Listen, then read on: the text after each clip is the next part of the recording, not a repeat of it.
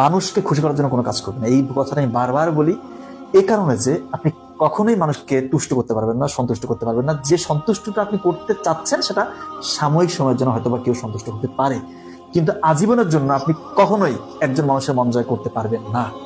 অথচ আমাদের আল্লাহ, মহান আল্লাহ, যিনি আমাদের সৃষ্টিকর্তা, এই বিশ্বজাহানের মালিক, ওনাকে খুশি করা কিন্তু খুবই সহজ। ওনাকে রাজি খুশির জন্য যে কোনো নিয়ত করেন, ওই নিয়ত অনুযায়ী যদি একটা কাজ নাও করেন, নিয়তটা যে আপনি করেছেন যে আল্লাহকে খুশির জন্য এই কাজটা করছি, আল্লাহ তাআলা আপনার উপর অনেক রাজি খুশি হয়ে যাবে, আপনার রহমত বরকত বহুগুণে বাড়িয়ে দিবে। আল্লাহ আপনার উপর সন্তুষ্ট থাকবে। যে আল্লাহ আপনার উপর সন্তুষ্ট থাকলে আপনার আর পৃথিবীতে হারানোর কোনো কিছু থাকে না।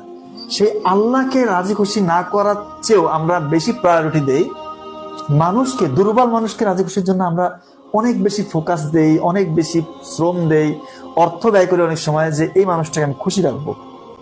ভাই, কোনো মানুষকে আমি বারবার বলছি কখনো আপনি খুশি রাখতে পারবেন না। হ্যাঁ, আপনি এই মানুষটাকে আল্লাহর জন্য, আল্লাহর সন্তুষ্টির জন্য তাকে এই কাজটা করছেন, তাকে একটা গিফট দিচ্ছেন বা তাকে একটা ভালো কথা বলছেন, তার জন্য স্যাক্রিফাইস করছেন আল্লাহকে রাজি খুশির জন্য। এই টেন্ডেন্সিটা যদি থাকে, আল্লাহ খুশি হয়ে যাবে। দেখবেন আল্লাহ ওই মানুষটার মনের ভিতরে আপনার প্রতি একটা ভালো অনুভূতি তার ভিতরে পয়দা করে দিবে। মারাত্মক ব্যাপার। এই কমন সেন্সটা আমরা বুঝি না।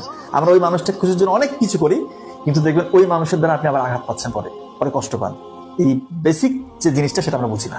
আশা করছি আজকের পর থেকে যে কোনো ভালো কাজ অবশ্যই আল্লাহ তাআলাকে রাজি খুশির জন্য করবো।